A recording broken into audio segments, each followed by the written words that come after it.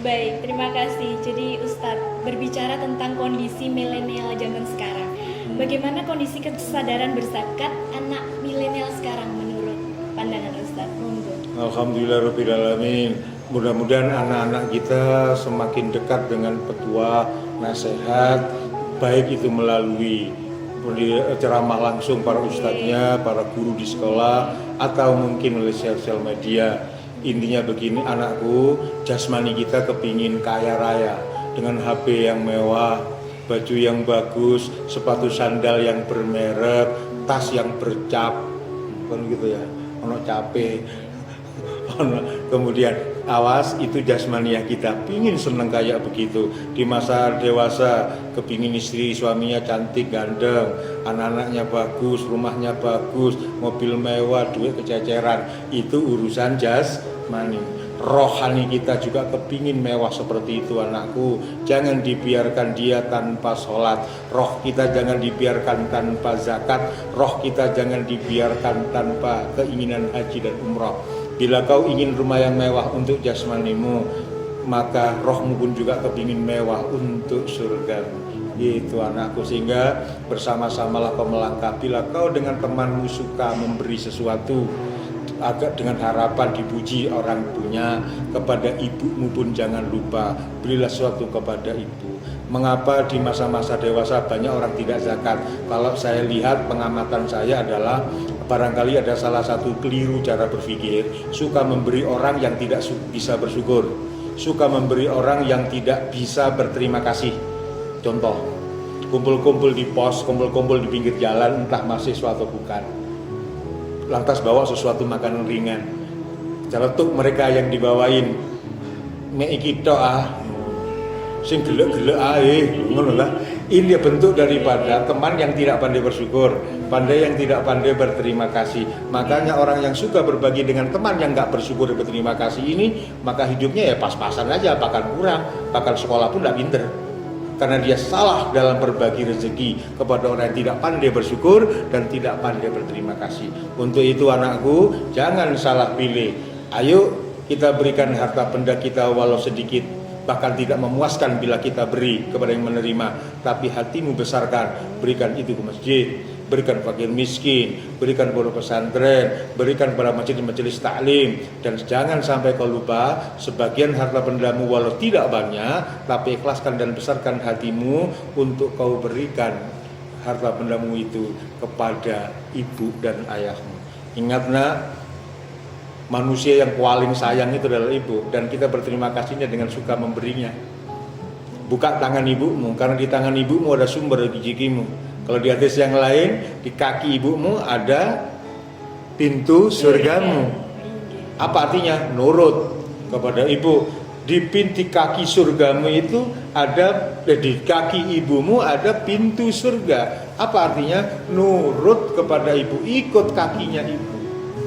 Dan kemudian di tangannya ibu ada sumber rezekimu. Ibu kalau sudah buka tangan menerima sesuatu, maka dia akan tersenyum dan berterima kasih kepada Allah dan berterima kasih pula kepada anaknya. Maka semakin sering kita buka tangan ibu, semakin terbuka pintu hati ibu, semakin banyak pula Allah beri rezeki kepadamu. Jangan bakhil kepada ibu. Ini zakat. Apakah dihukumi dengan zakat? Tidak. Tapi jangan kau tinggalkan. Seperti zakat, jangan pula kau tinggalkan. Cuma bedanya kalau zakat ada nisab, ada ukuran. Tapi kepada ibu, senangkan hatimu. Bayangkan, nilai 50.000, 100.000 dengan bentuk makanan diberikan kepada teman. Teman hanya berkata, ini tak, yang gelek-gelek aja, yang sering-sering saja. Tapi kalau ibu dengan nilai 50.000 bahkan kurang dari itu, ibu pasti akan berkata, nah, untuk perlumu wis cukup lah. Bila kita sudah punya anak, untuk anak-anakmu wis ono lah. Kamu datang tok saja ibu sudah seneng nak. Allah. Ya wis muga-muga rezekimu tambah lancar nak. Pasti berdoa itu. Sementara teman-teman yang tadi karena nggak pandai bersyukur dan juga tidak pandai berterima kasih, tidak mungkin. Akan dia berkata, rezekimu lancar, sehat atau susahmu ada, tidak mungkin. Sehingga anakku, bagaimana cara untuk kita merubah? Barangkali salah jalan kita yang selama ini terus salah, sekarang mulai terbenahi. Apa itu? Dermawanlah kepada ibumu. Masya Insya Allah kaya raya akan terus menanti kedatanganmu. Bukan kita yang menjemput harta benda, tapi harta benda yang akan terus mengikuti kita. Lihat para alim, lihat para orang-orang yang suka berbenah diri untuk menyenangkan orang lain, ibunya, ayahnya, pasti hidupnya mewah. Saya bisa rasakan itu. Saya bisa terima pendapat ini karena saya lakukan sejak dahulu. Kalau ibu saya menangis dari raya misalnya, itu saya ambil airnya. Itu tidak saya buang, tapi saya tutup. Masya Allah, Gitu. luar biasa. Sejak kecil saya sudah ambil air mata ibu sampai sebegitunya. Dan kemudian karena kita pegawai negara juga di negeri, kita punya penghasilan rutin.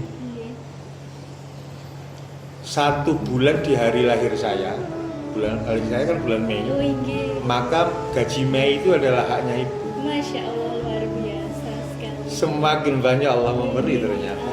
Saya dilahirkan ibu di bulan Mei. Saat itu perjuangan ibu luar biasa. Sayangnya ibu ditumpuk-tumpuk diberikan pada saya. Tidak sehari, tidak makan, tidak apapun untuk saya saat itu. Masya Allah. Maka setelah saya mendapatkan hasil dari pekerjaan ini, itu pun juga doa dari ibu. Ilmu manfaat juga doa ibu. Saya bisa sehat seperti ini karena doa ibu. Menghasilkan juga karena akibat dari semuanya doa ibu. Maka ibu pun juga harus mendapatkan gaji dari yang saya lakukan Masya Allah. setiap bulan lahir saya. Itu mutlak semua milik ibu.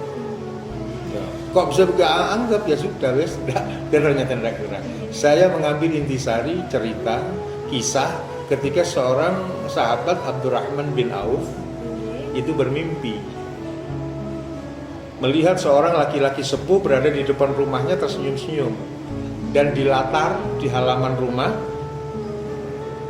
banyak sekali yang tak terhitung jumlah laki perempuan muslim berebut muncul dan tumbuhnya rumput.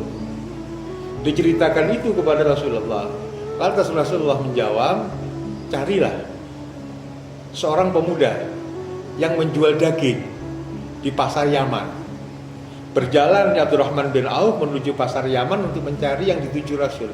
Setelah bertemu dengan pedagang daging, Abdurrahman bin Auf bertanya-tanya, ini bedak daging milikmu di sana? Bukan, Mbak, ini punya bapak saya. Loh, sekarang bapaknya mana? Bapak sudah meninggal dan pekerjaan menjual daging ini saya teruskan. Bukan saya gantikan, tapi saya teruskan. Saya dibuatkan bedak, saya diajari berjualan, dan saya diajari pula bagaimana membuat ramai para pembeli. Dan itu sampai kau lakukan. Setiap hari dengan modal 50 dinar, itu saya pulang jam 2 siang, membawa 120 dinar. Berarti ada lebih 70 dinar. 70 dinar ini saya bagi dua. 35 dinar untuk saya yang bekerja hari ini, dan yang 35 dinar untuk ayah yang memiliki warung ini dan ilmu yang dititipkan di warung ini. Loh, ayahmu bukankah sudah meninggal? Saya berikan kepada yatim piatu, orang yang butuh, dengan saya niatkan untuk memberikan jatah ayah saya. Subhanallah. Diceritakan itu kepada Rasulullah. Rasulullah lantas dawuh, lelaki sepuh yang tersenyum itu adalah bapaknya orang yang kau lihat tadi itu.